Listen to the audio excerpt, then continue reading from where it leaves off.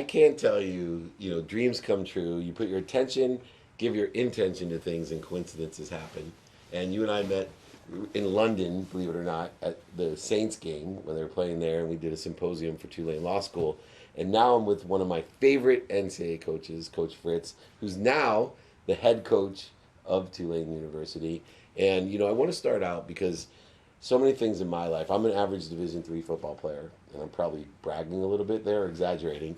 But I still think what I learned on the football field at Occidental College, and I utilized here at Tulane Law School, more than anything that has built my success, were the things I learned from on and off the field around football.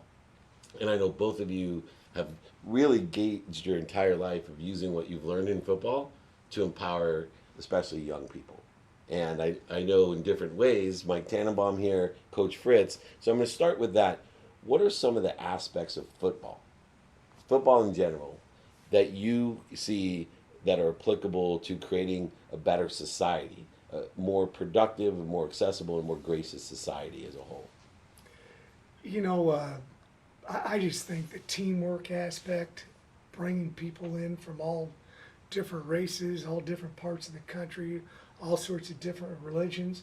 One of the things I do at the very beginning of my first team meeting every year is I have everybody stand up, and I do it by skin color, I do it by religion, I do it from guys from big cities, I do it from small cities, and I talk about how we all have to respect each other's opinion and get to know each other, and you don't have that in all aspects in life, where people where it's a melting pot of all sorts of different people. So I think that really helps our guys learn how to deal with all sorts of different people, because sometimes guys come from a high school background that isn't that diverse, and at the university level most of the time it is pretty diverse. So that's one thing I think that's great about football. And then wearing a helmet, shoulder pads, and it's 120 degrees out.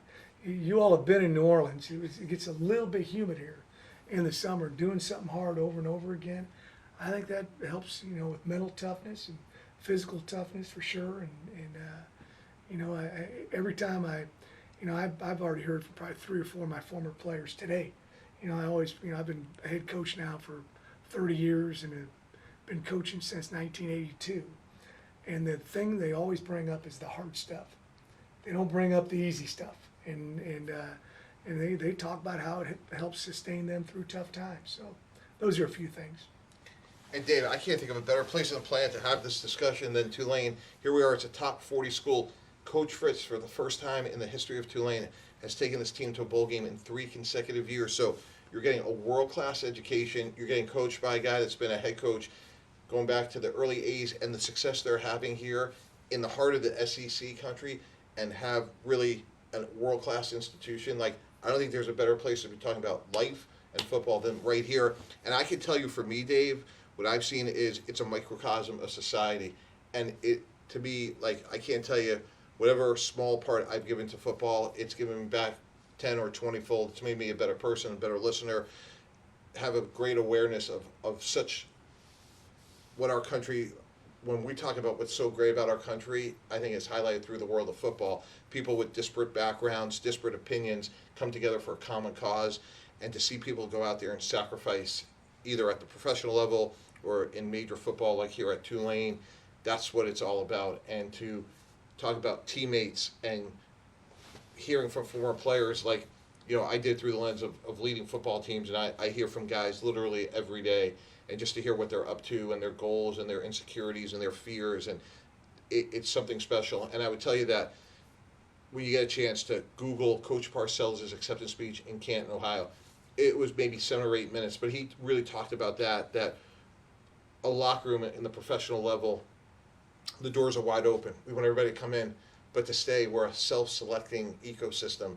And if you could help us win, we want you to stay. And we don't care if you're gay, straight, black, white, political orientation, but we're the ultimate meritocracy. And Division I football is just like that. If you could help somebody win, you're going to stick around. If not, we're going to ask you to leave. And whatever level you're playing the sport, as it's about that enjoyment of consistently every day, persistently without quit pursuing your own potential.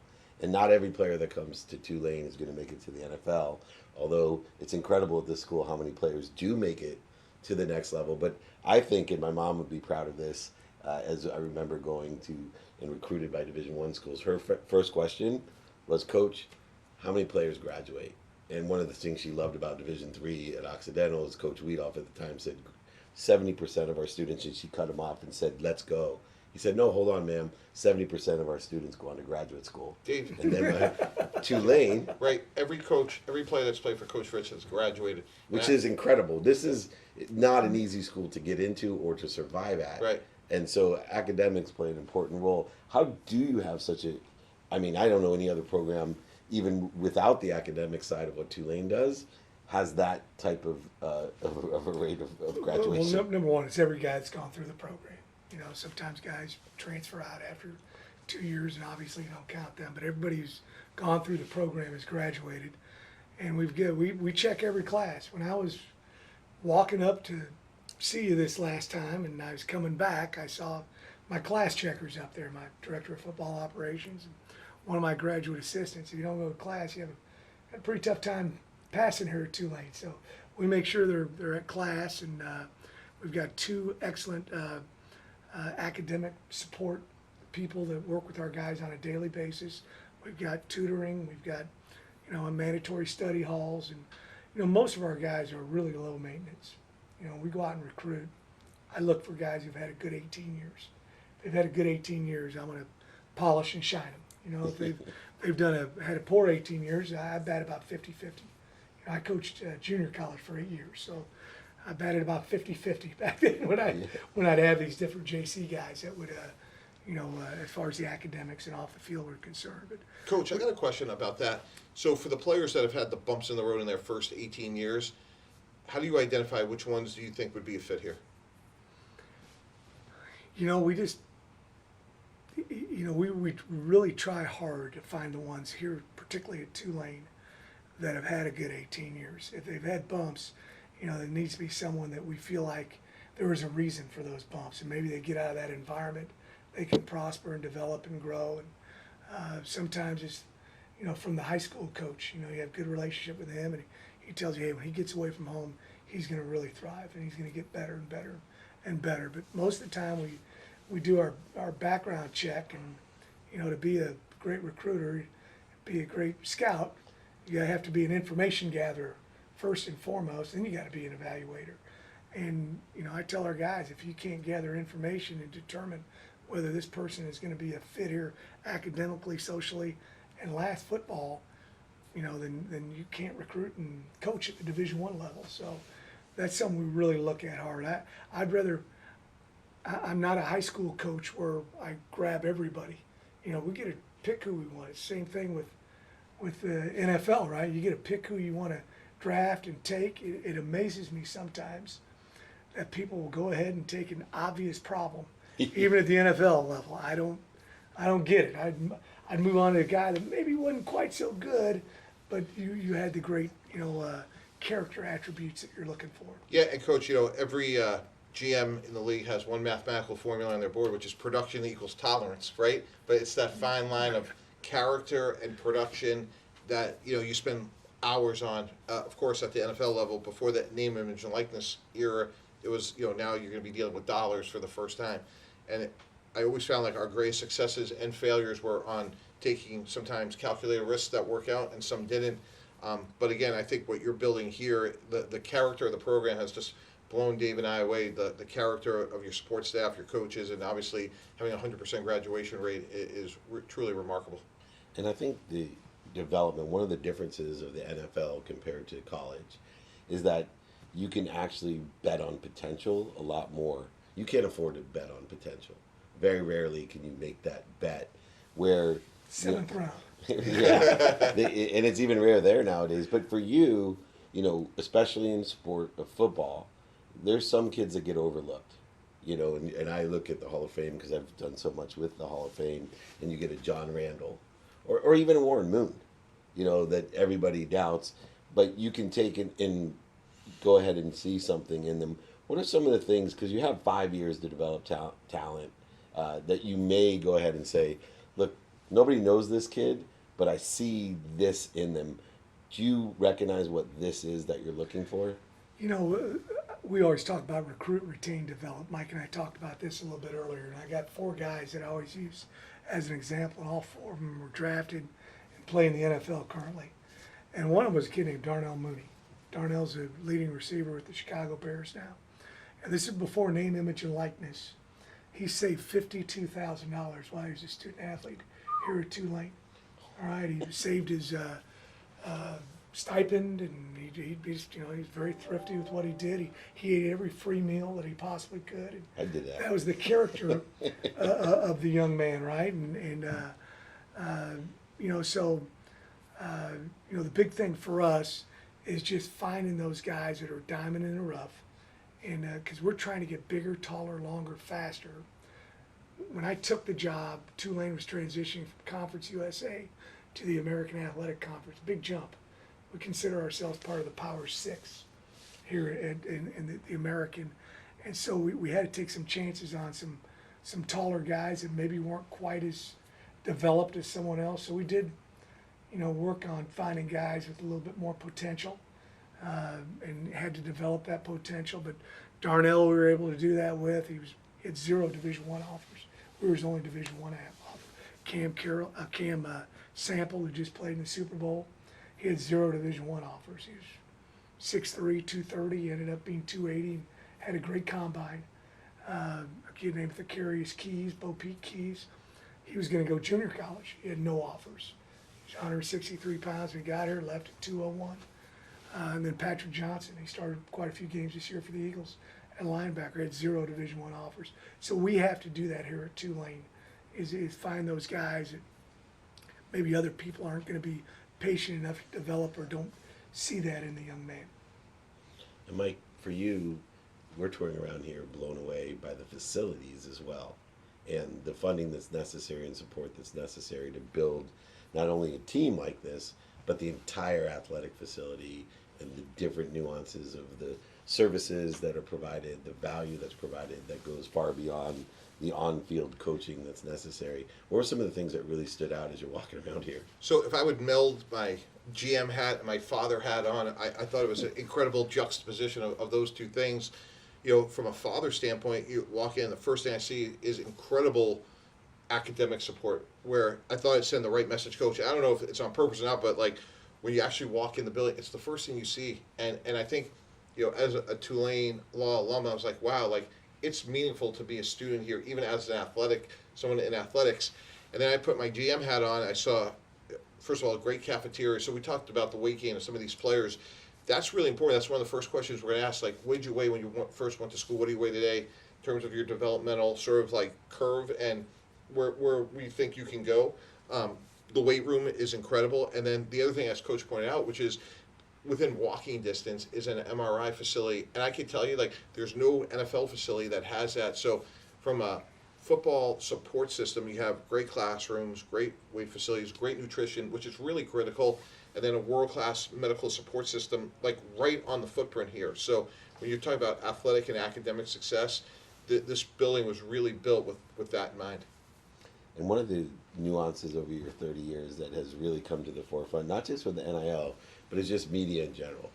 I mean, even I'm sure as you were a GM or executive with Dave, the I think you'd be shocked. There's some people now that make a living just doing social media and putting out content. Yeah, and some of them are under 18 even. And some are 54. Some are over 50. Exactly. Middle-aged mutant turtles that can make money. But I'm sure media in the exposure that your players get now. I mean, both of us were commenting before we got here how many games we saw, and I'm in California and you're in Florida, how many games we saw Tulane playing.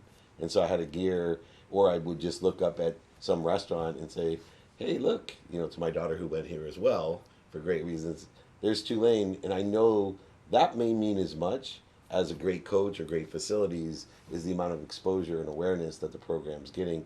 What are some of the things that you see? I know being in the new conference is a big boost, but what are some of the other things media-wise that you see for these kids that have really evolved over the 30 years since it was just football? Well, we're fortunate that we're in New Orleans. We're in a big city. Every practice, the Saints practice in the afternoon, we practice in the morning. So everybody comes out, or ABC, CBS.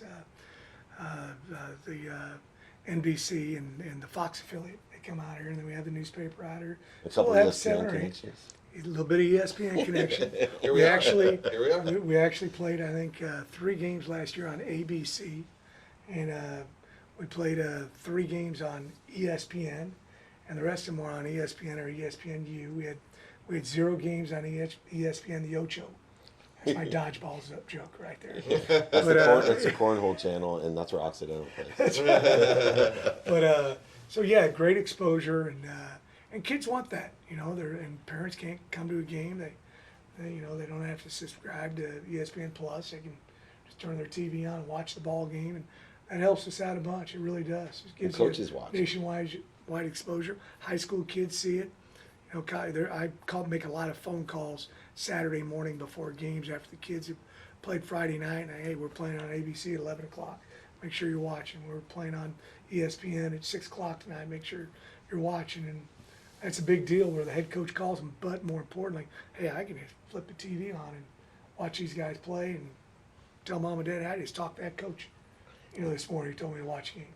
So just real quick, because sales to me is my background, is my passion. Being able to articulate value to exceed what you're asking for, and I've been in living rooms as a sports agent running Lee Steinberg Sports and Entertainment, and they made a movie about being in the living room about Lee and how good he was. But there is that aspect of recruiting, and being able to communicate, especially with the parents, is so important. So I kind of want to, if you wouldn't mind, Mike, just give me a quick 30-second. If I'm a parent of a great athlete, not a great student, I'm going to pretend like I have great athletes as kids. I'm gonna be autobiographical. I pray my son goes here. I mean, Me too. I couldn't think of a better place that's a top 40 school to learn from a man that's been as accomplished as Coach Fritz, to learn how to be a better man and football player. I can't think of any place on the planet that allows a young man to develop both on and off the field than Tulane. I'd be hard pressed to say that Harvard would be better, that Florida, Alabama would be better, because maybe one may have a slight edge athletically or academically. But when you put it together, Dave, I'll take Tulane, you can take the country, and I'll win. I love that. I used to tell people all the time, I had to take loans like Mike to go to law school, and I would tell, I wanted to go to Stanford.